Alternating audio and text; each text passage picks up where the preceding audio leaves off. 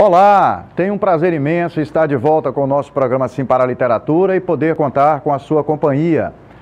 Aproveite esse friozinho e curta junto comigo.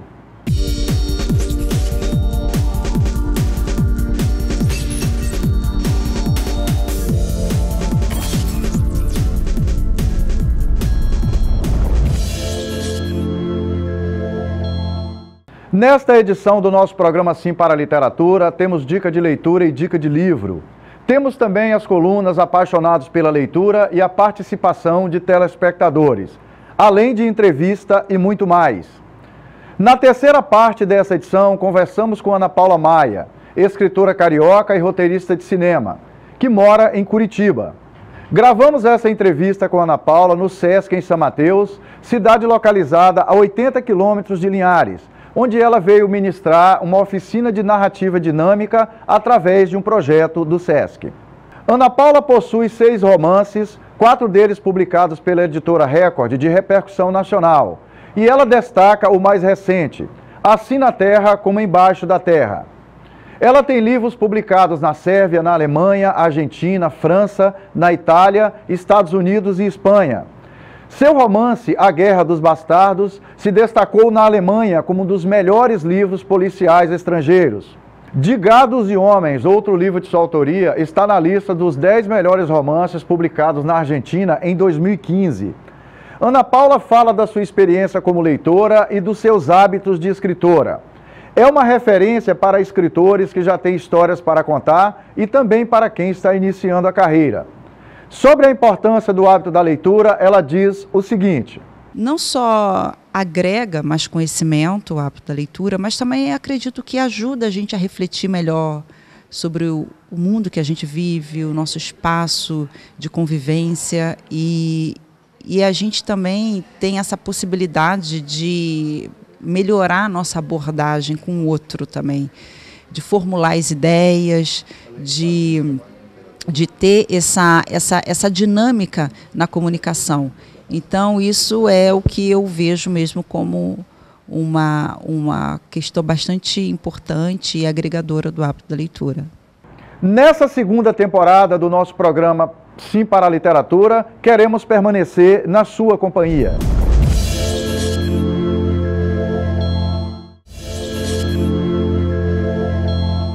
De volta com o nosso programa Sim para a Literatura. Na nossa dica de leitura, publicamos um vídeo de Mário Sérgio Cortella, indiscutivelmente um dos mais respeitados formadores de opinião sobre a realidade brasileira. Cortella é filósofo, professor e escritor. Ele fala da necessidade primeira da formação de professores leitores como ingrediente fundamental para a formação de uma sociedade leitora. Vamos assistir juntos. Uma das coisas mais gostosas na área de educação escolar, especialmente para homens e mulheres que lidam com a formação de crianças no ponto de partida, na trilha inicial, é exatamente a formação continuada. Jamais a gente pode esquecer que não é um bom ensinante quem não for um bom aprendente. Por isso, um professor, uma professora sabe, acima de qualquer coisa, da importância de nós nos formarmos. Eu até brinco que nós somos profissionais amadores. Claro que amadores no sentido duplo que a palavra coloca. Amador porque é aquele que ama aquilo que faz, mas amador também porque sabe que não está pronto ou pronta naquilo que tem de fazer. Nenhum e nenhuma de nós é perfeito. A ideia de perfeito é feito por completo, feito por inteiro, concluído. Nós em educação lidamos com vida, vida é processo, processo é mudança. Por exemplo, tem professora que começou a dar aula aos 16 anos de idade e os alunos tinham 5. Ela fez 20 anos de idade, eles tinham 5. Ela fez 30 anos de idade, eles tinham 5. Fez 40 anos de idade, eles tinham 5. Cada um e cada uma de nós toma contato no dia a dia com o que há de mais novo na vida. Por isso, a formação continuada, ela é a nossa renovação. Quem em educação escolar não for capaz de continuar se formando, não pegar as trilhas da formação, não conseguirá, de modo algum, estar atualizado, ser de fato alguém que tenha competência e, acima de tudo, relevância no que fazemos. Por isso, nenhum professor ou professora se envergonha de estar em processo de formação. Só uma pessoa tola, que é o que nós não queremos ser, supõe que já está pronto, que já está concluído, que já está terminado.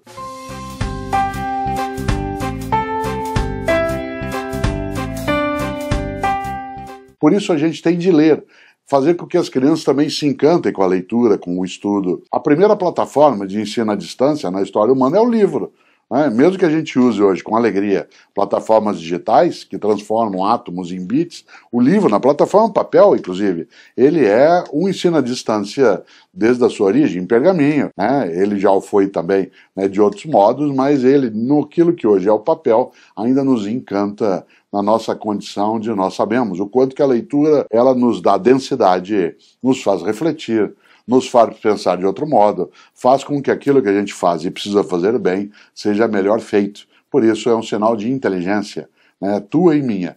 No dia a dia, quem atua em educação escolar está se formando, fazer dos livros e da leitura um ato continuado e, acima de tudo, ter uma natureza exemplar para as crianças que, quando nos percebem encantados com a leitura, também com ela se encantam. Por isso, esse encantamento coletivo, ele é quase um enfeitiçamento no bom sentido. Aquela coisa da fada, na gostosura que é o estar fadado, estar destinado a seguir uma determinada trilha. E que trilha é essa?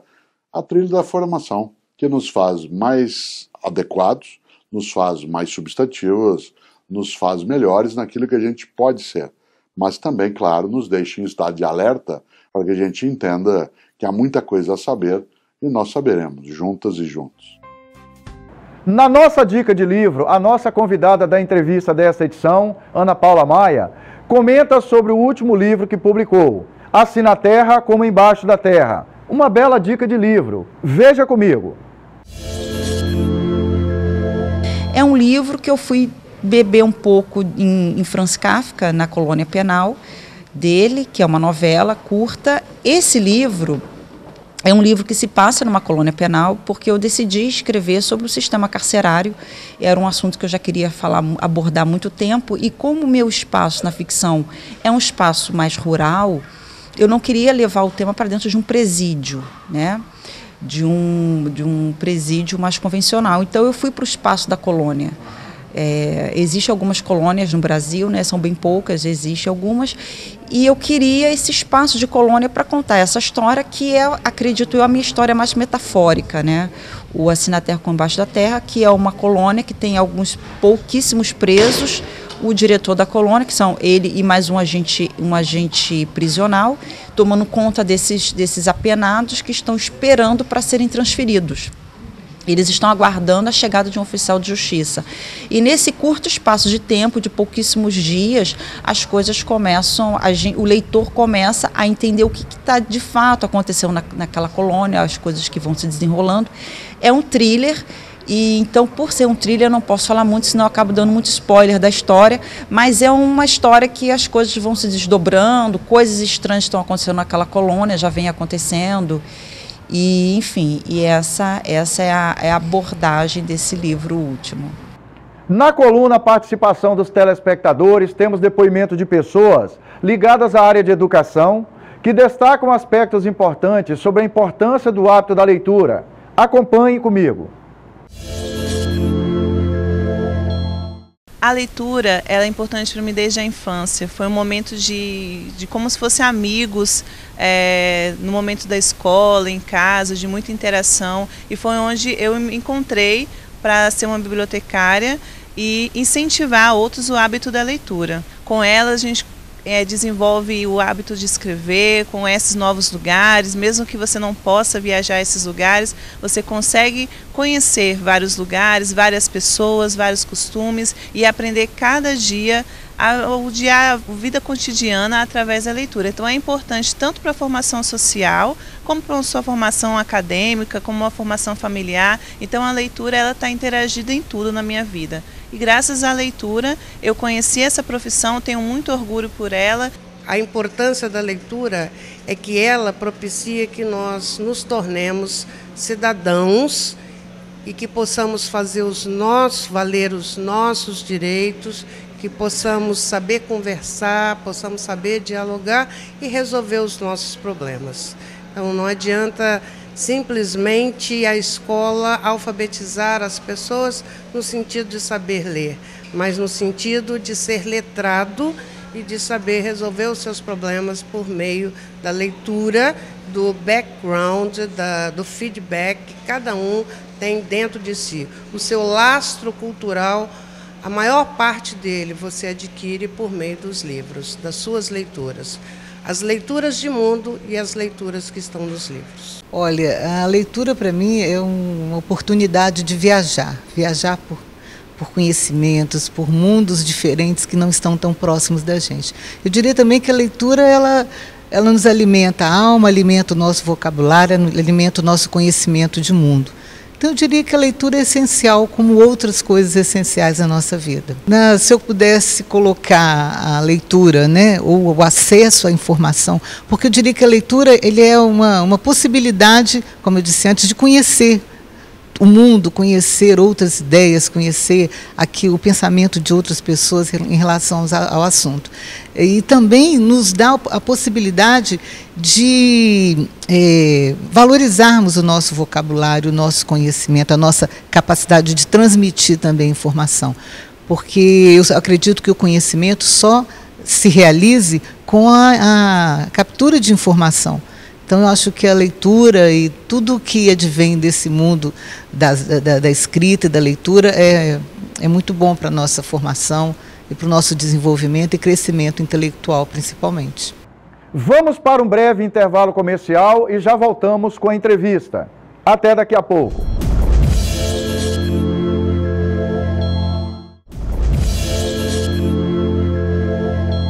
De volta com o nosso programa Sim para a Literatura. Eu convido vocês para assistirem comigo a entrevista com Ana Paula Maia. Eu venho numa trajetória já de uns 14 anos que eu venho publicando. Eu tenho 6 livros publicados, esse é o novo livro, né, que se chama Assim na Terra como Embaixo da Terra, que chegou bem recentemente, ele está há 1 mês e meio nas livrarias. E nessa trajetória, e nessa caminhada, nos últimos anos eu comecei a publicar também no exterior. Que acaba se tornando um movimento bastante natural, né? A gente começa publicando no Brasil e, a partir de algum momento, eu tenho uma agente literária no exterior para as publicações fora, e aí o mercado, há um incentivo, principalmente da Biblioteca Nacional, né, que estimula a tradução de autores brasileiros no exterior, né, que dá um apoio, eles têm um edital, e isso também ajuda as editoras no exterior a publicar os autores contemporâneos, e também alguns clássicos são publicados também dentro desses editais. Algumas editoras também publicam, né, sem editais também, eu já tive publicações com e sem, mas há um interesse, sim, pela língua portuguesa, em alguns países da Europa, Estados Unidos, e também na parte da América Latina também, da qual somos vizinhos, né, fazemos fronteira, porém não falamos a mesma língua, né, porque a língua portuguesa ela não faz fronteira, né. O curioso é isso, a gente faz fronteira com países de língua espanhola, né. Então eu tenho essa carreira que vem sendo construída aqui e paralelamente no exterior. Habitualmente, Ana, quem tem a experiência de escritor, normalmente vem da experiência como leitor. Como é que começou a sua experiência como leitora? Eu comecei a ler, tive momentos de leitura na infância e momentos de leitura na adolescência, mas a leitura mesmo ela entrou na minha vida com mais força a partir dos meus 18 anos, que eu comecei a me tornei uma leitora. Bastante ávida naquele momento, tinha uma sede por leitura muito grande e lia de tudo. A minha base de leitura, em princípio, foi filosofia, não eram romances nem histórias de ficção.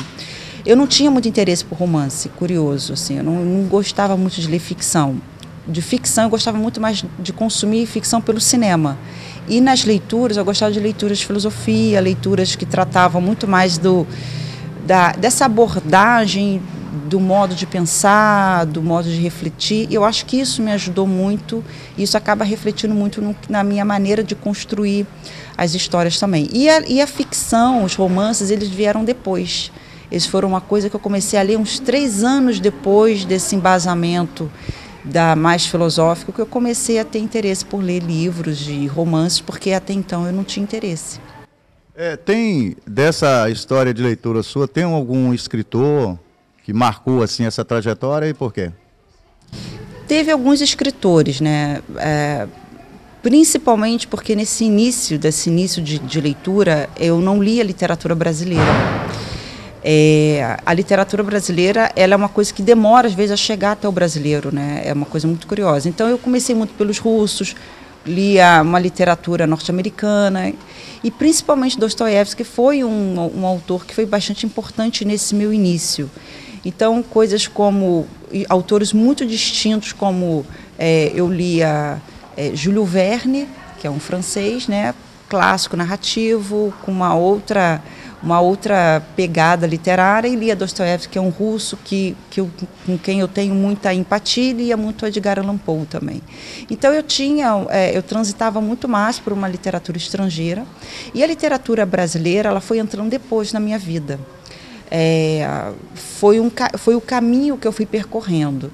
E até então eu comecei a ler em seguida muitas coisas de Nelson Rodrigues, que é uma referência que eu acho literária muito importante para mim, e as peças de Nelson Rodrigues que eu acho geniais. Então eu tinha muito essa leitura do teatro, né, porque o Nelson eu li, eu não assisti muito o Nelson, mas eu li, né, a possibilidade de você ir numa biblioteca pegar um livro, né, com as peças dele era muito mais viável para mim, então eu li muitas peças do Nelson Rodrigues, o que me ajudou muito também nessa questão da construção do diálogo, né, que meus livros têm muito diálogo.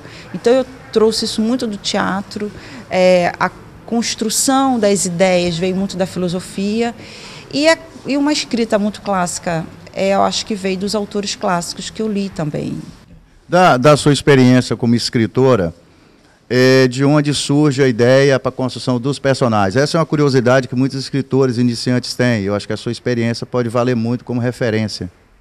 Eu acho que eu já tinha esses elementos literários, eu já tinha toda uma questão também de uma bagagem cinematográfica.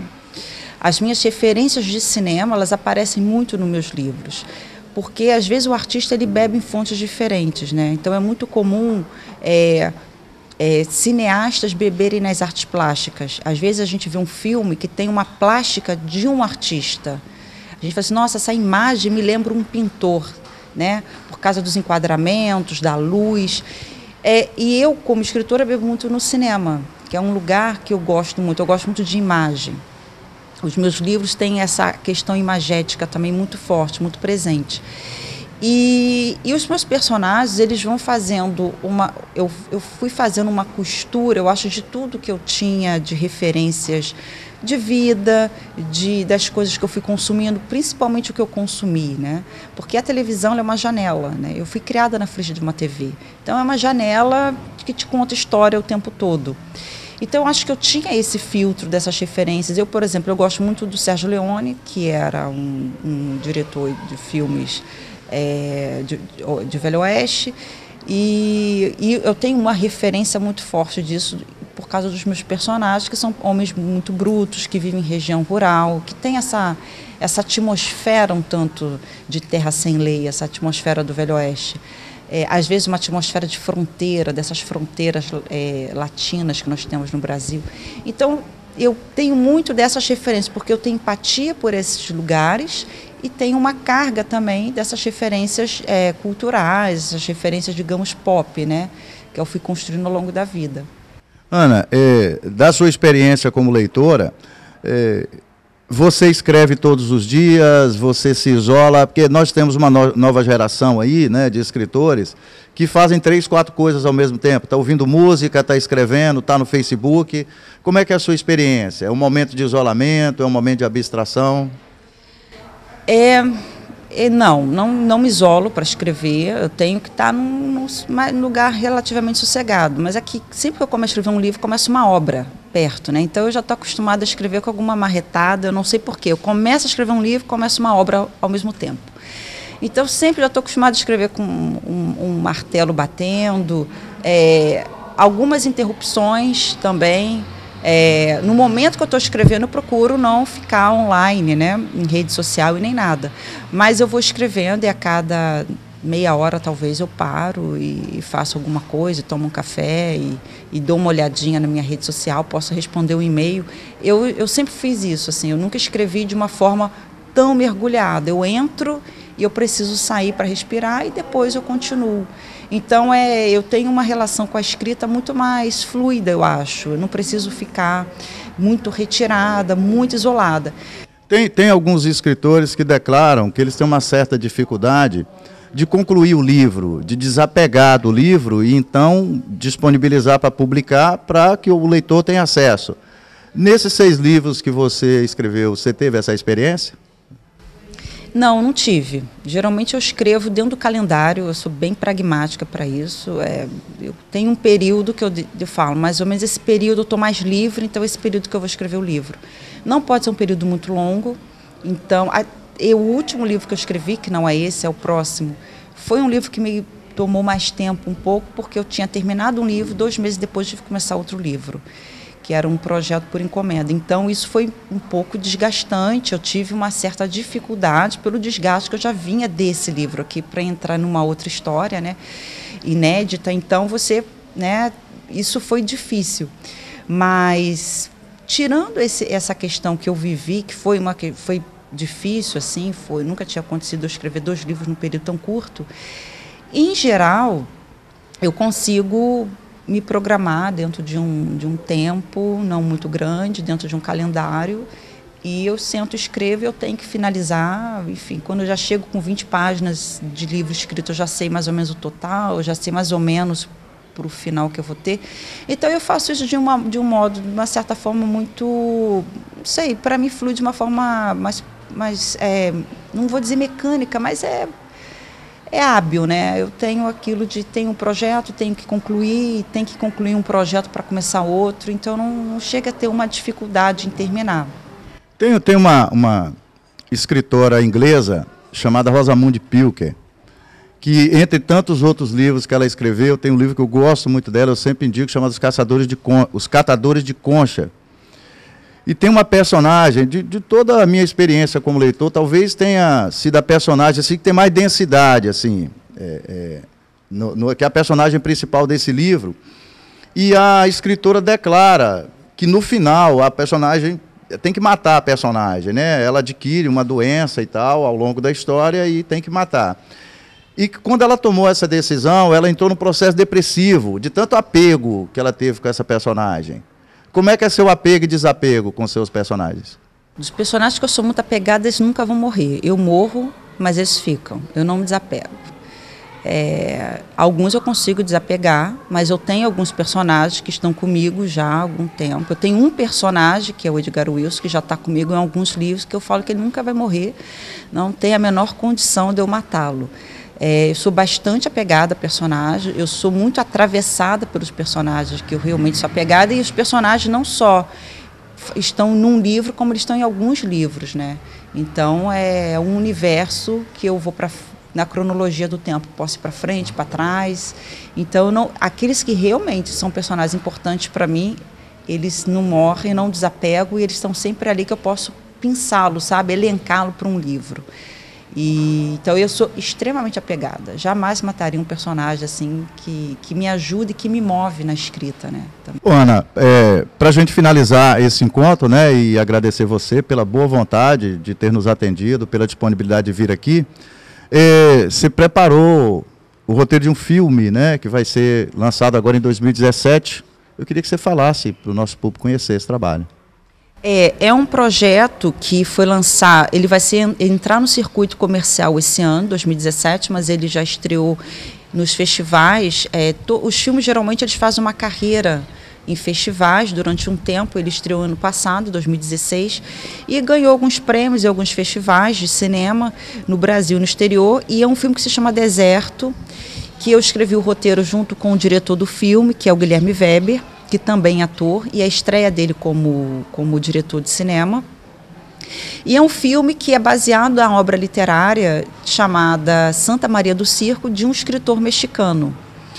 E essa história, ela é a história que conta a história de uma trupe circense que depois de muitos anos na estrada, viajando de cidade em cidade, apresentando seus espetáculos, eles encontram uma cidade fantasma, uma cidade abandonada, e decidem, por fim, ficar naquela cidade e tentar viver pela primeira vez numa cidade, né? Viver sem estar mais viajando. E eles ali fundam um vilarejo, fundam uma cidade e começam a definir papéis sociais de que cada um vai ter do que eles acreditam que seria dentro de uma sociedade.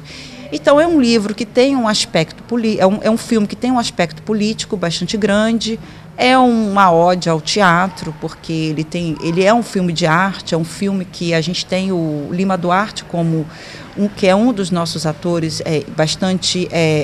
que tem umas passagens extremamente lindas e vigorosas no filme. Então é um filme que enaltece muito a profissão do artista e principalmente do ator, né? Então ele estreia em circuito comercial ao longo agora desse segundo semestre de 2017 e eu espero que as pessoas tenham a oportunidade de assistir. Caros telespectadores, foi um prazer e um sinal de prestígio contar com a sua audiência nesta edição do nosso programa Sim para a Literatura. Para que vocês tenham acesso a outras edições do programa, acesse a nossa página no Facebook. Entre em contato conosco através do e-mail simparaliteratura@gmail.com. Agradecemos a sua audiência em Vitória e Grande Vitória através do canal da TV RCA, canal 20. Muito obrigado.